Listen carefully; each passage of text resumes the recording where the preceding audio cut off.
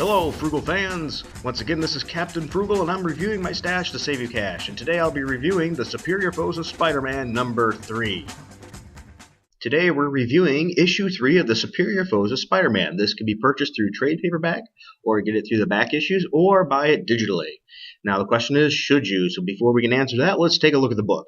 Issue 3 starts by telling us a story about Silvermane's rise as well as his fall from power, as his former group with Hammerhead decides to take him out.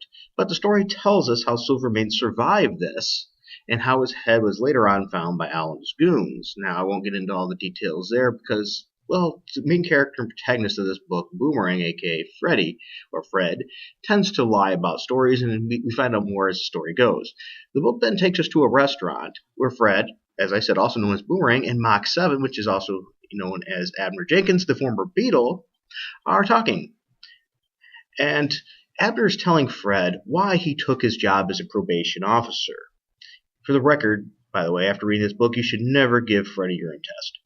The story then tells us more about the history of Abner Jenkins, as he was a member of the Sinister Syndicate, and later a member of the Thunderbolts, where he actually turned into what we consider a good guy.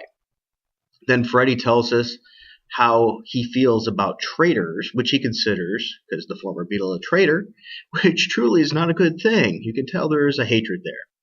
And during this discussion, Abner tries to convince Fred that he should become a hero. After that, we are taken back to the Sinister Six hideout, which, of course, there's not 6 of them, where the rest of the team wants to kick Boomerang out of the team due to his parole violation, and now he's got the parole officer of Mach 7, and they don't want that above their heads watching them. So Fred tries to argue his case, but fails and is kicked out of his own team. So next we're taken to a scene where Freddy is talking again to Mach 7, where he takes him to what we can consider a Supervillains Anonymous support group. Yes, a Supervillains Anonymous support group. Then we get to see these D-list villains, and they tell their stories, and I tell you what, they are hilarious. Definitely a funny thing to read.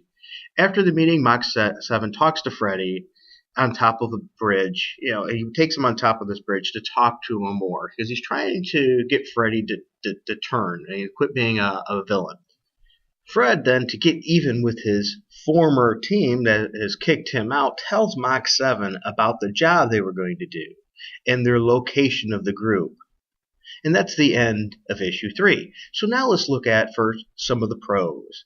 First of all, the supervillain support group in this book was absolutely hilarious. To see that their views on their side of a losing streak is just wonderful.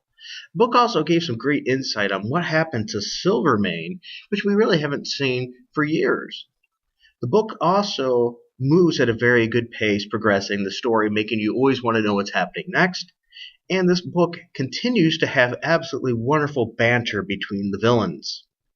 But now let's look at some of the cons. This book could use a little bit more action, but nonetheless, that's it. This was a great book. So the final grade I would give this book, an A. It's definitely worth going out and buying. Thanks again for listening. If you enjoyed this, please be sure to hit like and subscribe. And if you'd like to hear more, please check us out at thehenchmanslounge.com or follow my Twitter account at Captain Frugal.